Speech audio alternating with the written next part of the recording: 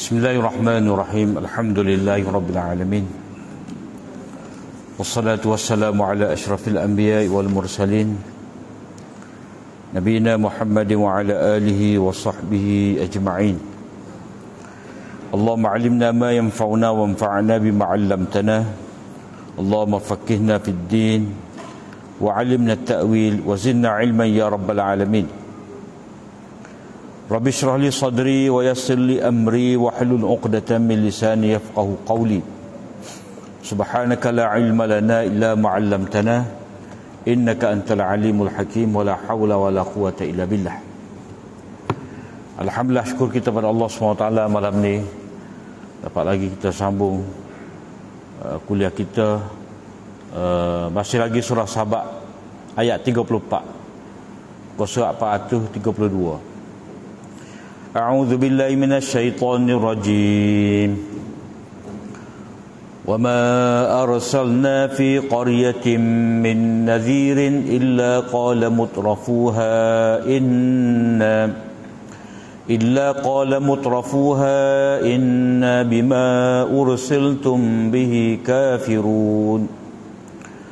وقالوا نحن أكثر أموالا وأولادا وما نحن بمعذبين قل إن ربي يبسط الرزق لمن يشاء ويقدر ولكن أكثر الناس لا يعلمون وما أرسلنا في قرية من نذير, dan tidaklah kami utuskan pada mana-mana kota seorang pun daripada pemberi amaran, melainkan illa qala mutrafuha, melainkan orang-orang yang mewah, melainkan orang-orang yang mempunyai harta benda yang banyak, mereka hidup dengan mewah, berkata, sesungguhnya kami terhadap apa yang engkau diutuskan membawanya kami kufur. Ayat ni Allah SWT memberi tasliyah kepada Nabi SAW. Tasliyah ni maknanya Allah Ta'ala menghiburkan hati Nabi untuk meringankan beban yang dirasai oleh Nabi. Kenapa? Kerana nak menyampaikan wahyu itu adalah satu benda yang besar. Dan yang kedua, orang-orang kafir yang menentang itu pun adalah satu cabaran yang besar juga kepada Nabi SAW. Kerana kedegilan mereka. Kerana mereka tu degilah, mereka berbantah dengan Nabi, berdebat dengan Nabi. Mereka mempersendakan ajaran Nabi, mereka cabar Nabi, mereka minta disegerakan azab. Jadi Allah SWT memberi tasliyah kepada Nabi. Wa ma arsalna fi qaryatin min nadhir, ini adalah perkara biasa. Mana-mana Nabi yang diutuskan sebagai pemberi peringatan kepada umat yang engkar, maka akan adalah golongan yang mewah, yang hidup dengan kekayaan yang melimpah ruah itu. Mereka menunjukkan kesombongan mereka, mereka mempersendakan, mereka menolak agama yang disampaikan oleh Rasul itu kepada mereka. Kenapa? Kerana mereka mengira dengan harta benda yang mereka ada tu, mereka tak perlu kepada agama. Ataupun mereka kira harta benda yang mereka dapat selama ni, ini adalah hasil daripada pemberian pemberian Allah SWT kepada mereka melalui berhala-berhala yang mereka suruh, mereka panggil. Maknanya kemakmuran yang kita dapat sekarang ni adalah berdasarkan kepada tradisi nenek moyang kami. Maknanya nenek moyang kami ni menyembah berhala-berhala ataupun roh-roh. Maka mereka memberi keberkatan kepada kita semua ni. Tiba-tiba kamu ni mari nak ajar kepada kita bahawa Tuhan ni satu sahaja Tuhan, maka selesai segala masalah. Jadi ini bertentangan dengan kebiasaan kami. Sebab apa? Sebab kemewahan yang kami perolehi, yang kami kecapi ni dengan cara ni lah, dengan cara ada berbilah-bilah Tuhan. Maka sebab itulah mereka menunjukkan keingkaran mereka. Mereka tolak apa yang dibawa oleh Nabi itu kepada mereka. Jadi mereka kata tu, inna bima ursiltum bi kafirun, sebagai tanda mereka tidak berhajat kepada agama yang disampaikan oleh Nabi kepada mereka. Maknanya mereka tolak ajaran tauhid. Mereka nak kekal di atas kekufuran. Jadi Allah SWT beritahu dalam ayat 34 ni, kalau kita kaitkan dengan ayat sebelum pada ni, inilah golongan istikbar. Golongan istikbar, mereka itu menyombong diri, dan mereka tu pula mempengaruhi orang-orang yang lemah, yang mana orang-orang lemah ni akan taat turut pada perintah mereka kerana mereka nak tupai kekayaan orang kaya ni. Jadi Allah SWT nak beritahu bahawa mereka yang diazab sebelum daripada ni, seperti yang tersebut dalam ayat 32, 33 ni, mereka tu diazab kerana memang pendustaan mereka, kekufuran mereka. Mereka dengan sombong kata lagi, waqalu, mereka berkata, nahnu aktsaru amwala wa aulada, kita ni adalah orang yang paling banyak, orang yang lebih banyak mempunyai harta benda dan anak pinak, yakni berbanding dengan pengikut-pengikut kamu. Jadi mereka berbangga, anak-anak mereka yang ramai, sama orang-orang Mekah lah. Abu Jahal dengan kekayaan dia, Walid bin Mughirah tu dia mempunyai anak ramai. Mana-mana dia pergi, anak dia turut. Sebab apa? Sebab mereka ni kalau kita kata duk tiak, berbuah tiak ayah dia. Harta benda tak habis, 7 keturunan tak habis nak makan. Kekayaan yang dia miliki sehingga anak-anak dia ni tidak perlu bekerja. Kekayaan diwarisi dengan cara begitu, dengan cara yang maknanya anak-anak mereka tu tupai kekayaan nenek moyang mereka. Jadi mereka berbangga di hadapan Nabi dan juga di hadapan orang beriman, tengok kamu tu tak ada harta mana, kami ni lebih banyak lagi harta daripada kamu, kami lebih lagi ramai anak pinak. Sebab itulah bila Nabi SAW kematian anak dia Qasim dengan Abdullah tu, orang kafir Quraisy kata tu, tengok Muhammad putuslah keturunan dia. Tunan Muhammad tu putus. Sebab apa? Sebab anak lelaki dia mati. Jadi Allah SWT kata, inna syani'aka huwal abtar, orang benci kamu telah putus keturunan.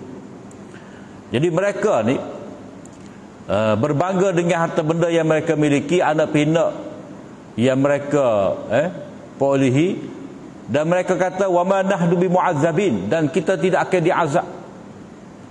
Maknanya kamu memberi amaran kepada kami, jangan syirik kepada Allah, jangan buat zalim. Dah.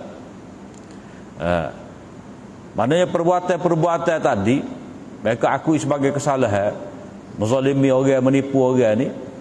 Mereka kata dengan sebab kekayaan yang kita milik, anak pinak kita yang kita miliki dengan ramai ni, kita jadi mulia. Bila kita mulia, maka kemuliaan yang ada pada kami ni, ini menyebabkan Allah tidak akan azab kami. Jadi mereka anggap bahawa mereka mencapai kemuliaan. Bila mana mereka mulia, Allah Ta'ala berat untuk azab mereka. Jadi mereka berani mendakwa kita ni tidak akan diazab.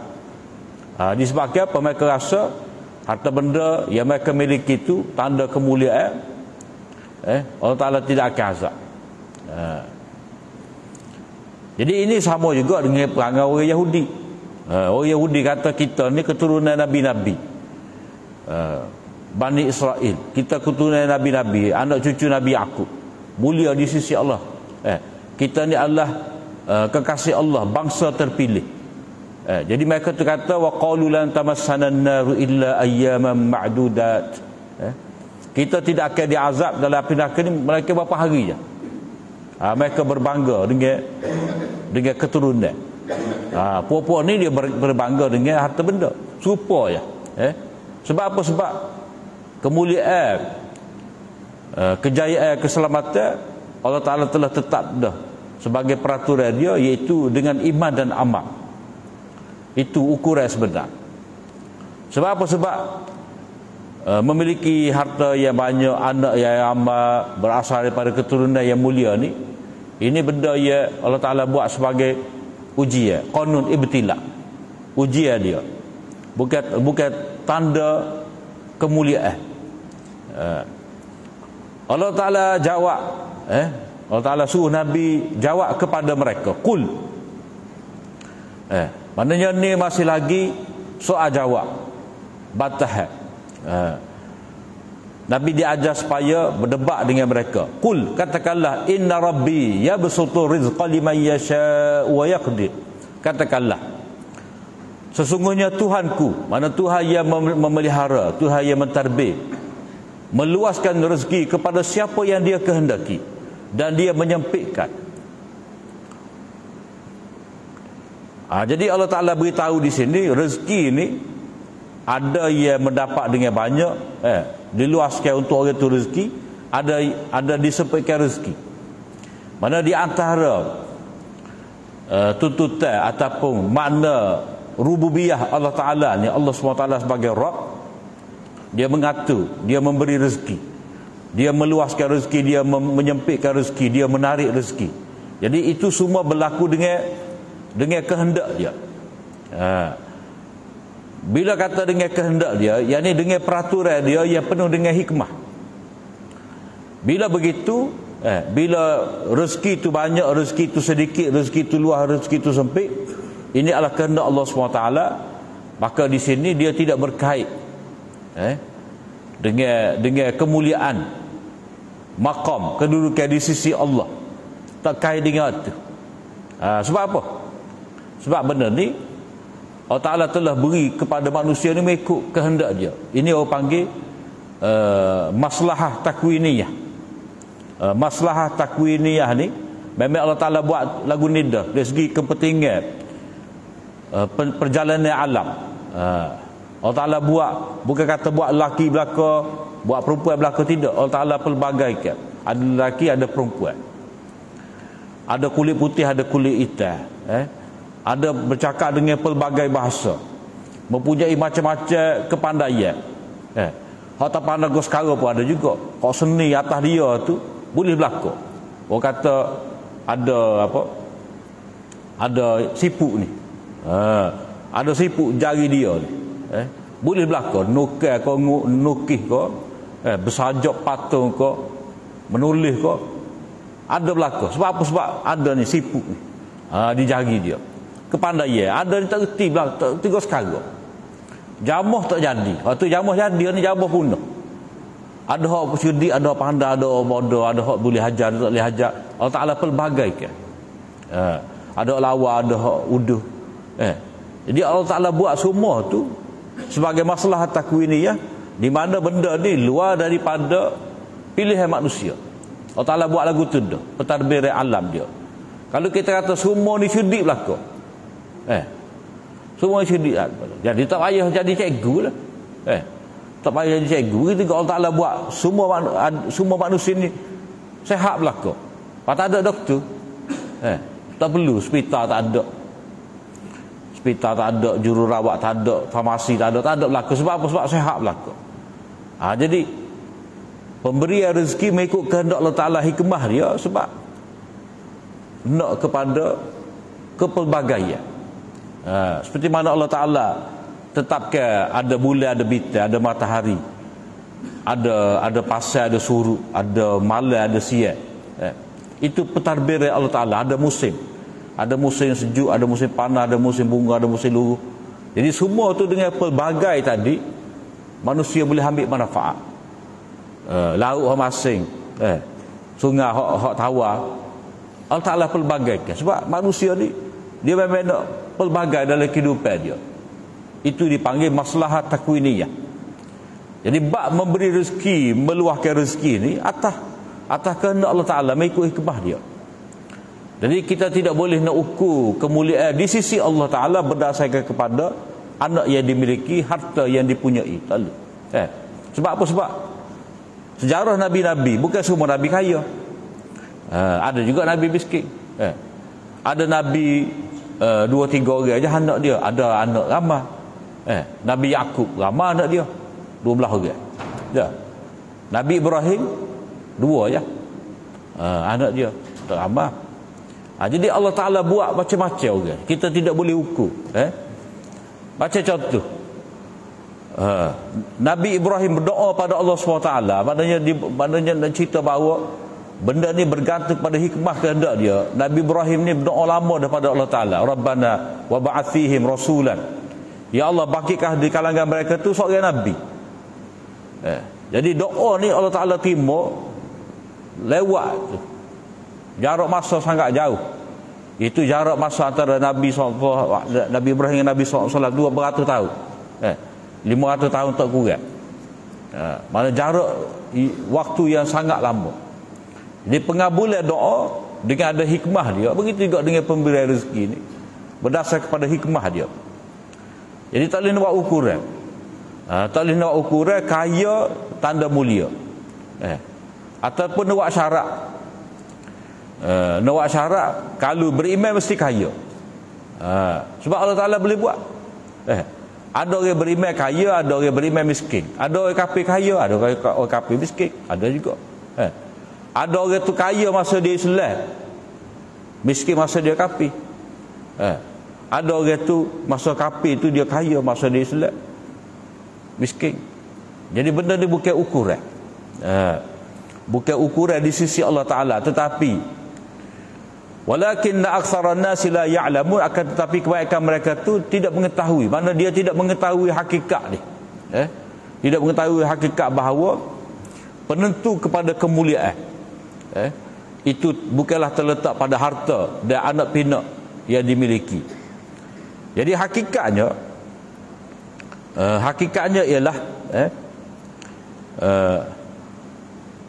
benda yang Allah SWT beri ni dengan kehendak dia, dengan ada peraturan dia. Jadi peraturan dia besarnya sebagai ujian. Dia nak tengok bersyukur ataupun tidak. Ni seperti Allah Ta'ala kemukakan kepada kita dua cerita sebelum pada ni. Cerita Nabi Yakub, cerita Nabi Daud dengan Nabi Sulaiman yang diberikan kekayaan oleh Allah SWT. Lalu mereka bersyukur, Allah Ta'ala bagi kemuliaan. Jadi puak-puak sahabat, dalam ayat yang ke-15 kita baca tu, puak-puak sahabat yang diberikan kemewahan, lalu dia tidak bersyukur, dia kufur kepada Allah SWT, maka Allah SWT binasakan kota mereka. Jadi mereka tidak boleh berbangga dengan harta benda, kerana hakikat sebenar ini adalah mengikut kehendak Allah Ta'ala. Bila mengikut kehendak dia, atas dia lah.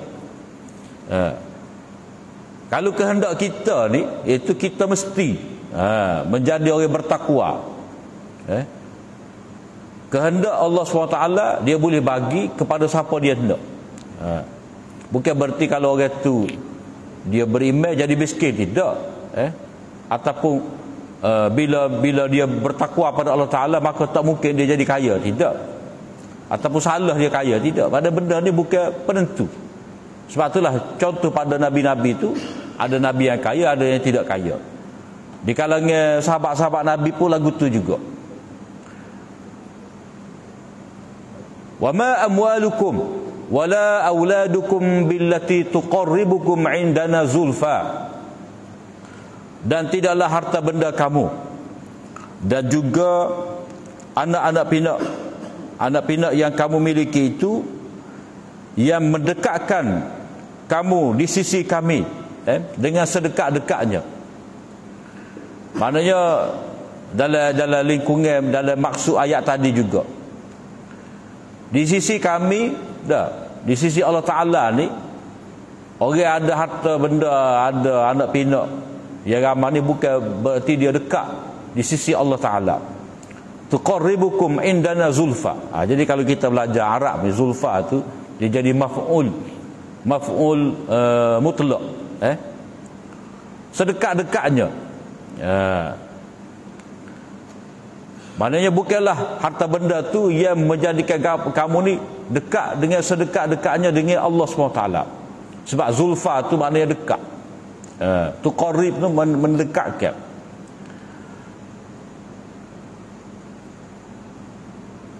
Tetapi illa man amana wa amila salihah.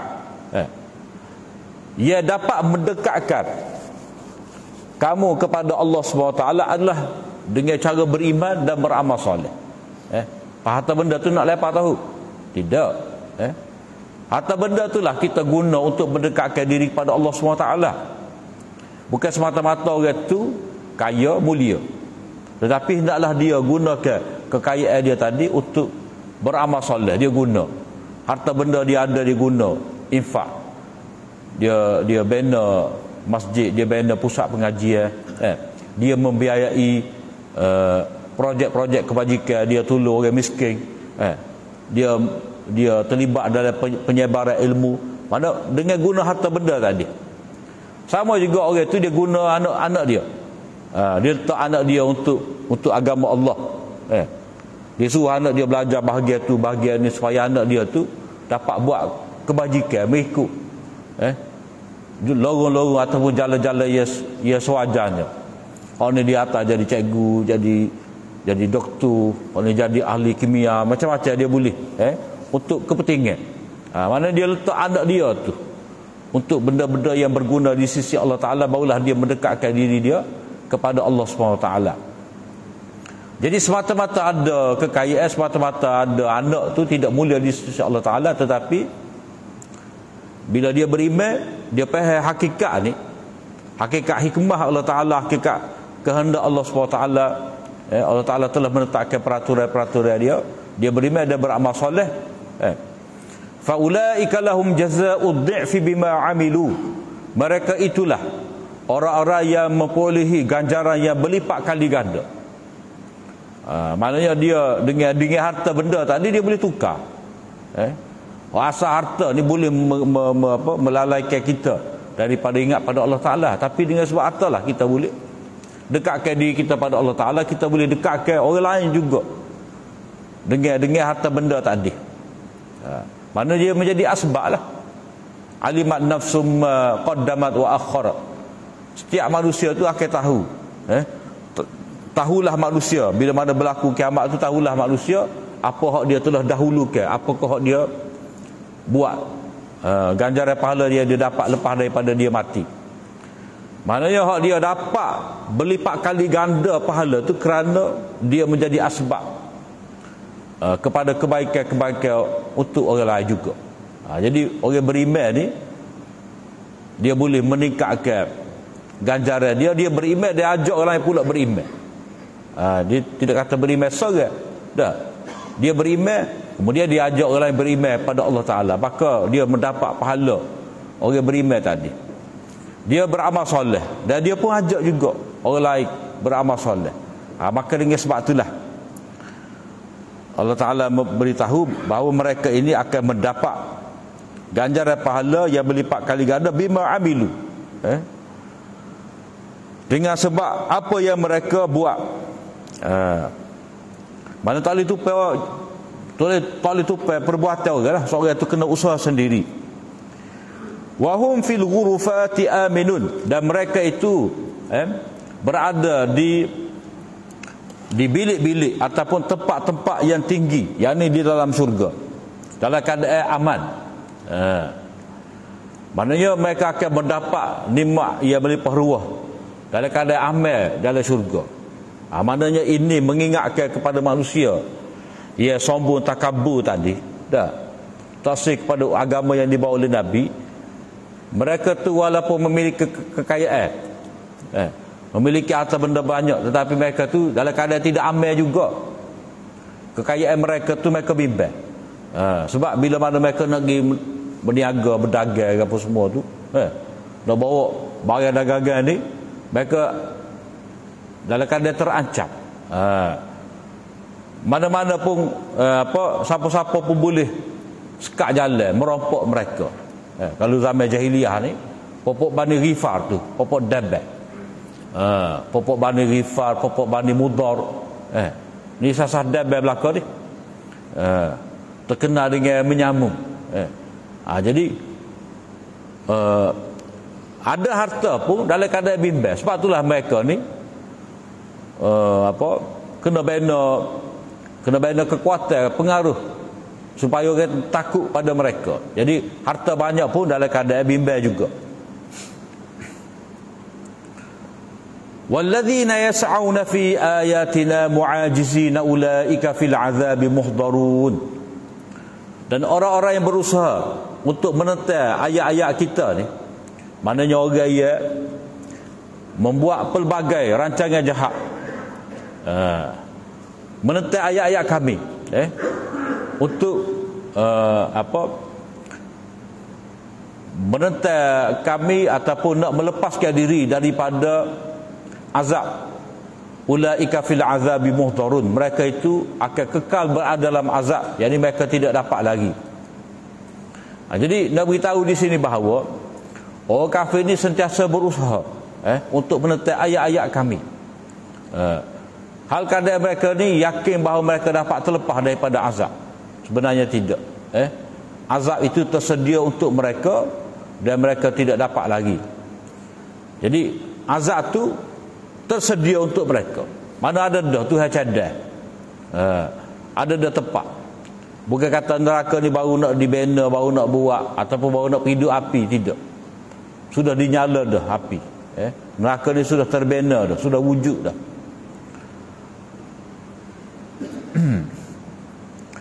Qul inna rabbi yabsutu rizqa liman yasha'u min ibadihi wa yaqdiru lah. Katakanlah,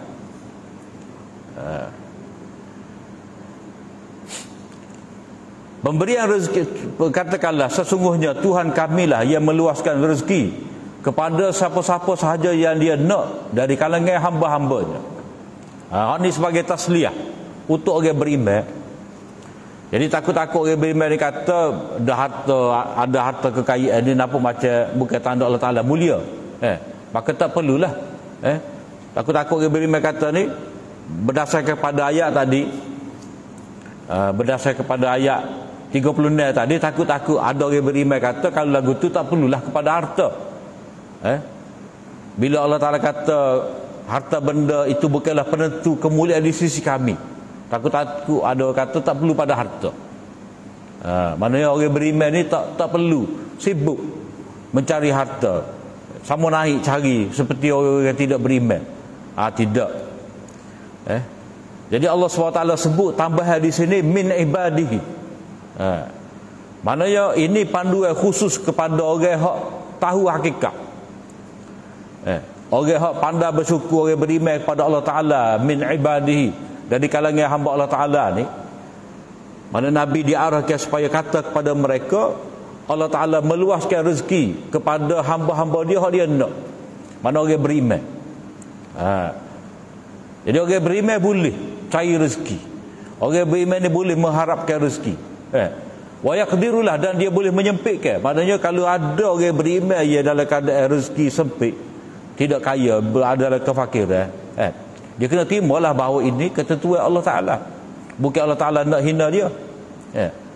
Jadi dalam keadaan demikian, Allah Ta'ala sebenarnya di sini memberitahu cara. Cara nak guna, cara kita guna harta. Maknanya apakah sikap kita bila ada harta? Apakah nak jadi macam orang kafir yang berbangga dengan harta benda yang mereka ada, lalu mereka tolak wahyu Allah Ta'ala, mereka tak usah beriman dengan Nabi, kerana Nabi miskin, tak usah beriman dengan Nabi kerana pengikut-pengikut Nabi itu miskin, jadi hina pula. Jadi Allah Ta'ala nak beritahu di sini, rezeki orang beriman boleh cari, boleh dapatkan. Kalau dia tidak dapat, dia sabar. Dan kalau orang beriman itu ada rezeki, ini cara betul, sikap yang betul, iaitu dia infak. Bukan sekadar bermegah-megah, bukan bermewah dengan harta. Sebab manusia ni bila dia tidak beriman dengan Allah Ta'ala, harta benda banyak tapi mereka bermegah. Dah, saya kau utah tu makan pak orang, pah jamu sikit je, pah tu gitu. Nak menyatakan bahawa sebenarnya kita pun tak berhajat pada makanan ni, sebab nak tunjuk. Dah, kalau makanan jatuh dia lek gitu je. Maknanya nak cerita bahawa kita ni kaya. Makanan tak talah, tak habis. Jadi mereka hanya nak tunjuk mewah. Harta benda banyak, mereka nak bermegah. Jadi Allah SWT beritahu kepada orang beriman, cara yang betul dengan harta ni ialah infak. Infak. Jadi bila infak, wa ma anfaqtu min syai'in fa huwa yukhlifu. Apa sahaja harta yang kamu infak di jalan Allah, dia akan gantikan untuk kamu. Maknanya harta tu bila diberikan kepada kamu sebagai rezeki, maka Allah Ta'ala suruh kamu infak. Sebab orang yang diluaskan rezeki, dia kena infak kepada orang yang disempitkan rezeki. Sebab Allah Ta'ala sebut di sini, dia meluaskan rezeki kepada hamba-hamba dia hak dia nak, dan dia menyempitkan. Jadi orang yang diluaskan rezeki tadi, bila dia beriman, dia ada harta yang lebih, maka dia kena adalah kesedaran untuk infak kepada orang yang disempitkan rezeki. Jadi bila dia diarah supaya infak dalam bentuk zakat ko, dalam bentuk memberi pinjaman ko, jadi itu akan digantikan oleh Allah SWT sebagai jaminan. Sebagai jaminan bahawa bila kamu infak, tidak kurang sedikit pun harta kamu, malah Allah SWT akan ganti. Akan ganti. Dan cara Allah Ta'ala sebagai wa huwa khairur raziqin, dia sebaik-baik pemberi rezeki ni, maknanya bila dia arah supaya kita infak, dia bagi rezeki, kemudian dia arahkan supaya kita infak, dia akan berhala ganti balik. Mana yang diganti tu harta, dan dia akan bagi ganjaran pahala. Maka dengan cara inilah dia boleh dekat dengan Allah SWT. Jadi sikap yang betul yang dikehendaki oleh Allah SWT dengan harta ni adalah infak. Infak sebagai tanda syukur kerana diluaskan rezeki, dan tanda seorang itu sabar dengan ujian yang Allah Ta'ala beri kerana dia dalam keadaan kefakiran. Allah Ta'ala akan memberikan sifat sabar kepada dia.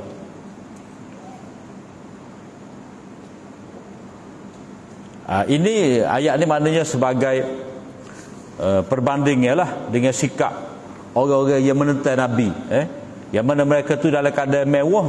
Bila mewah, mereka tidak suka infak. Sebab cara demon ni, orang mewah di kalangan penduduk kota ni, harta tu dia belaga hanya sekitar orang kaya. Dia buat pesta, dia buat jamuan pun dipanggil orang kaya juga. Dia beri makan hak kenyat dah. Hak kenyat dah beri makan, buat apa? Kalau kita nak beri makan, nak amal ayat hadis at'imut ta'am, kita kena cari orang yang patut dapat. Patut dapat makanan lah, patut dapat infak tu. Kalau hak mari sejik ni buci-buci belakang dah, kita nak jamu makanan dah, hak tak talan dah. Tu kalau sebulan sekali, dua bulan sekali boleh kira dah. Nak malam, nak malam jamu hak ada piti dah, hak buci belakang dah, tak tercapai maksud infak. Bukan kata tak boleh makan pada hak perut bucik ni, tak. Muka perut bucik belakang tak apa kita ni, tak. Tapi nak beritahu di sini, tak. Jalan infak yang betul ni ada. Itu orang yang disempitkan rezeki itulah. Kita kena tahulah. Kena tahu siapa dia asnah di tempat kita. Nak memberi makan, nak atas berah. Mana kita kena pasti. Orang yang selayaknya. Ni hak duk kenyang dah, dia tak payah. Kalau kata jamu pahisa tu klik-klik tidur. Dengan kenyang. Nak malam. Sebab ada ni. Ada satu kampung tu dia buat projek oleh kerana kita buat baca Al-Mud anak malam ni. Jadi nak tarik orang tunggu baca Al-Mud anak malam ni, dia tarik pula dengan nasi buku tiap-tiap malam. Ayolah, molek juga lagu tu, tapi afdal ke tidak. Tapi ada dia mau buat. Jadi benda tu kita kena rancang dengan sebaik-baiknya. Kita ni mewah sebenarnya, kenyal, tak habis. Jadi Allah Ta'ala memberi rezeki dan dialah sebaik-baik pemberi rezeki. Maknanya kita hak nak beri infak ni pun kena infak dengan cara terbaik. Barulah ganda, pahala tu berlipat kali ganda. Hak ni kita kata fakir miskin. Fakir miskin. Tak. Kita atas berah, atas susu, atas minyak pada dia. Lepas tu kita tengok pula dia ada anak sekolah. Anak dia ni kita tengok ada potensi. Maka lainlah cara kira pula kita tu. Kalau anak dia boleh masuk U ataupun duduk dalam U dah, kita boleh boleh infak dengan cara yang lebih berkesan lagi. Mana kita membiayai pengajian dia. Sesuai lah. Takkanlah orang ni sama dengan orang hak tak ada anak. Ataupun orang hak ada apa, orang, ialah keadaan manusia ni dia tak sama. Bila keadaan tak sama, maka kita dengan ada hikmah jugalah untuk memberi infak tadi, untuk orang disepitkan rezeki tadi. Kita nak bagi pada dia sesuai dengan Allah Ta'ala sebaik-baik pemberi rezeki. Allah Ta'ala ni ada perkiraan pada diri dia untuk memberi, menyempitkan rezeki pada hamba-hamba dia. Maka kita pun kena tiru juga, kena ada hikmah juga, perkiraan untuk kita bagi infak kepada orang kelaparan mana. Jangan nampak cepat kita je, tempat lain ada juga orang yang susah. Jadi wa huwa khairur raziqin, dialah pemberi rezeki yang sebaik-baiknya. Maka kita, lalu kita nak tiru akhlak Allah SWT, sifat Allah Ta'ala, maka dalam keadaan kita nak infak ni, mana kita kena pilih dengan cara hikmah untuk infak kepada orang yang lebih memerlukan, siapa yang lebih berhajat. Kemudian ayat 40 dan seterusnya ni, 40 sampai 45 ini cerita lain. Cerita tentang keadaan di hari akhirat berkenaan dengan orang yang menyembah malaikat, menyembah jin. Maknanya ada juga di kalangan manusia ni, bila mereka engkar tauhid, mereka sembah selain daripada Allah Ta'ala, bentuk sembahan mereka selain daripada Allah Ta'ala tu macam-macam. Nabi ada, wali ada, jin ada, syaitan pun ada, malaikat pun ada juga, ada belaka. Bila mana mereka tu tidak memahami hakikat tauhid. Itu insya-Allah kita akan sambung pada minggu akan datang. Apa yang baik dari Allah SWT, salah dan silap daripada kelemahan diri hamba. Aku li qauli hadza wa astaghfirullah li wa lakum. Assalamualaikum warahmatullahi wabarakatuh.